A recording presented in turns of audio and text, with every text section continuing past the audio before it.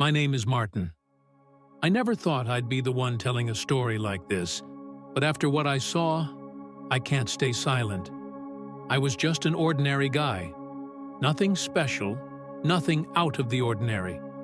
Living a quiet life until the night I died. It was October 12th, 2023. A Thursday I'll never forget. That day started simple, mundane even. I woke up early, the sky still dark outside my small apartment window. I brewed a pot of coffee, the familiar hiss and gurgle filling the silence as I sat on my worn-out couch, scrolling through my phone. Work was waiting for me, a long shift at St. Mary's Hospital, where I'm an ER tech. I'm used to chaos, the endless beeping of machines, the sharp sting of antiseptic in the air, the sight of people at their lowest. But nothing could have prepared me for what was coming. I left work that night exhausted, my bones aching from hours on my feet. The cold October air hit me as I stepped outside, a shiver running down my spine. It had rained earlier, leaving the roads slick and glistening under the streetlights.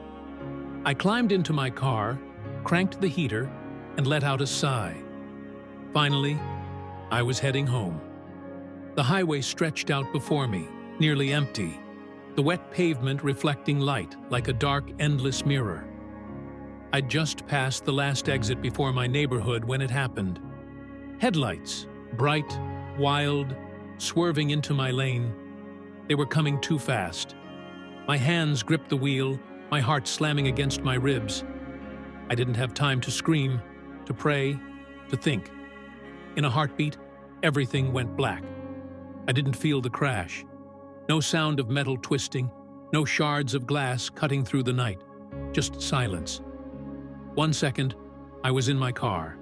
The next, I was somewhere else. It was peaceful, weightless, like floating in a dream I couldn't wake from.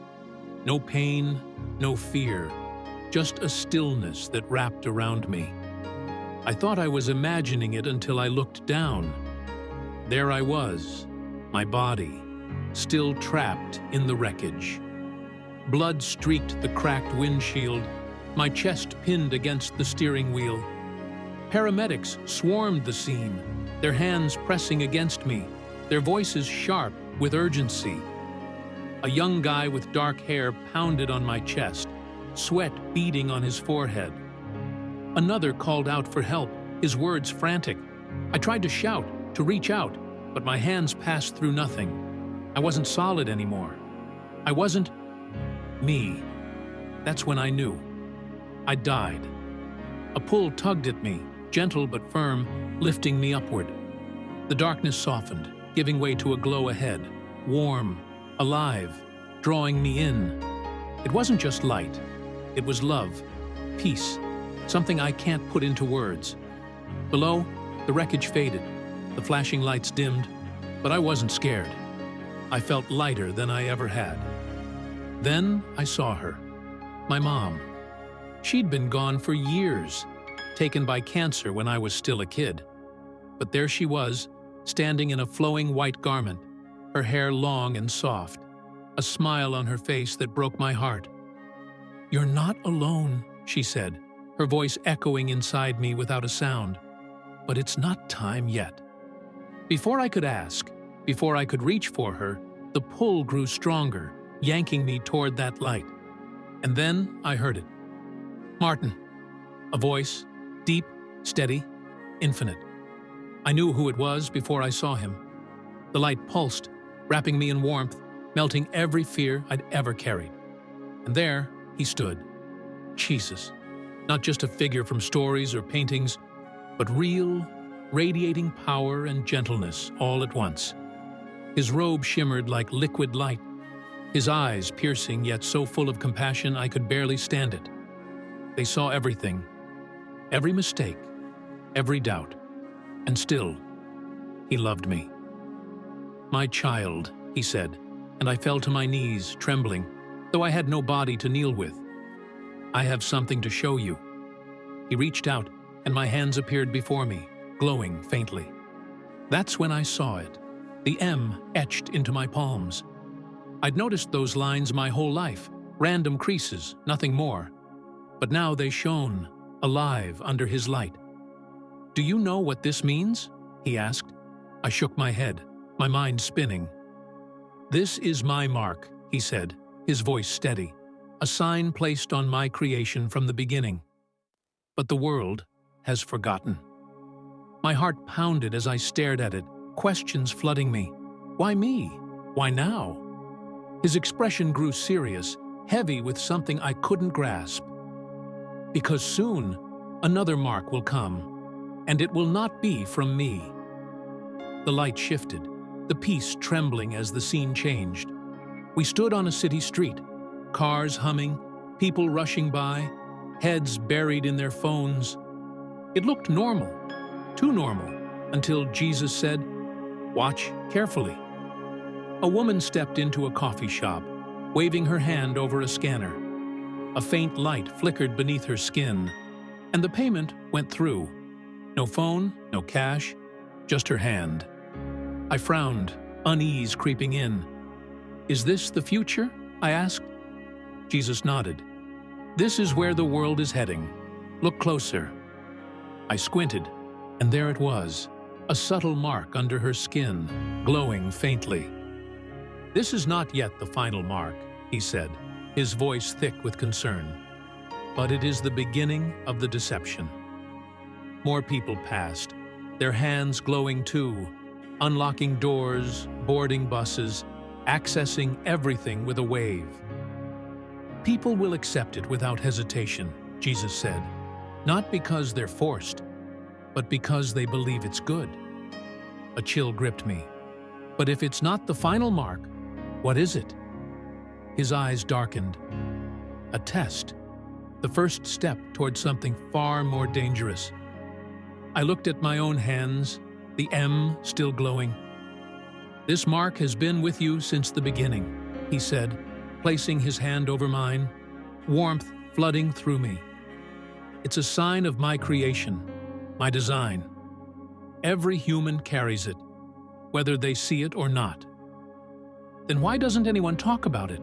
I asked, my voice shaking. He sighed, a sound that carried centuries of sorrow. "Because the enemy doesn't want them to see.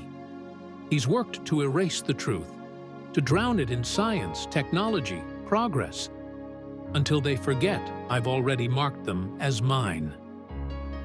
I glanced back at the city, at the people oblivious to the truth etched in their palms.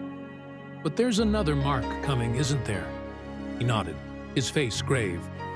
"Yes, a counterfeit of what I've given you. A mark not of life, but of separation. Not given freely, but taken willingly." The scene shifted again, a massive screen looming before us. A world leader stood, his voice smooth and reassuring, speaking of unity, progress, security. "Our world is advancing," he declared. "This new system will ensure no one is left behind." The crowd cheered, their hands glowing faintly as they clapped. "The mark will not come as people expect," Jesus said beside me. "It won't be forced with violence. It will be welcomed, desired, seen as the next step in human evolution." I watched, horrified, as people lined up, smiling, eager for their upgrades. Religious leaders joined in, calming fears, saying it was safe, even holy. "Even the churches?" I whispered, stunned. "Many," he answered. "Not all, but many." The enemy's plan was slow, subtle, slipping into lives disguised as harmless convenience until no one saw the danger. I looked closer at the crowd. Their smiles were hollow, their eyes vacant. "Once they take it, something changes," Jesus said. "Not all at once, but slowly. Their thoughts aren't their own. Their prayers weaken. Their connection to me fades." My stomach twisted. "They don't even realize it, do they?" "No," he said softly. "And by the time they do, it'll be too late." The vision blurred, and a new world unfolded, eerily familiar, yet wrong. People laughed, shopped, lived. But every move was tracked. Scanners glowed at stores, schools, hospitals, even churches. A mother led her son to a school gate, smiling as he hesitated. "It's for your safety, sweetheart," she said, guiding his hand under the sensor. A faint pulse lit his skin. At a hospital, a man waved his hand, his entire life flashing on a screen in seconds. "The enemy will disguise his deception as necessity," Jesus said. "Health, security, financial stability, these will be his pillars of control. Those who refuse will be locked out." Time sped up, the world transforming before my eyes. What started as optional became mandatory. Businesses turned away the unmarked. Banks shut their doors. Hospitals refused care. Families argued, parents begging their kids to comply, tears falling as they gave in. Churches adapted, weaving the tech into worship, their congregants blind to the shift. "The deception will be complete," Jesus said, his voice breaking. "They won't even know they've been led astray." "How do we stop this?" I cried, desperation clawing at me. His eyes filled with sadness. "You cannot stop what is written, but you can warn those who will listen." The vision split. Two groups emerged. One thrived in the system, their lives easy, seamless, but their eyes were dead, their spirits gone. "They've given up their free will," Jesus said. "They trust the system, not me." The other group was smaller, ragged, persecuted. They hid in shadows, praying in secret, sharing scraps of food. Yet their eyes burned with light, their hearts alive. "They've chosen me," he said, love softening his tone. "They understand this is about the soul, not the body." "Will they be safe?" I asked, tears streaming down my face. "They will suffer," he said firmly, "but they'll be protected in ways the world can't fathom. Just as I fed my people in the wilderness, I will provide for them." He turned to me, sorrow etching his features. "The time is coming, Martin. It's not far off. It's already begun." My body shook. What do I do? What do I tell people? His gaze steadied me. "Tell them to wake up. Tell them to seek me while they still can. Those who refuse to listen will call it fear-mongering, but those with ears to hear will understand." "How will they resist when the world embraces it?" I pleaded. He took my hand, his touch, a lifeline. "They must know my voice now. If they wait, they won't be strong enough. But those who walk with me daily, who know my word, who listen to my spirit, they won't be deceived." The vision faded, his voice lingering. "Tell them I am coming. Until then, they must stand firm, no matter the cost." I slammed back into my body, gasping, the hospital lights searing my eyes. Nurses shouted, machines screamed. 7 minutes, they said. I'd been gone 7 minutes, but I'd lived lifetimes in that void. I saw the faithful, ordinary people, mothers, fathers, children, cast out, yet glowing with a light the world couldn't touch. They shared food from nowhere, healed without medicine, held each other through the dark. "These are my people," Jesus had said. "The world rejects them, but I never will." Days after, I couldn't sleep. The vision haunted me, the mark, the deception, the choice. I'm not here to force you to believe. I'm here to tell you what I saw. The deception's already creeping in. Small conveniences, things we don't question. One day, the final mark will come, and many will take it, blind to what they're losing. But you don't have to. Jesus marked you first. The M in your hands is his claim on you. Seek him now. Know his voice. When the choice comes, you'll need to stand firm. Prepare your soul. Know him personally, not religion, but his voice in your heart. Read his word like it's your lifeline. It is.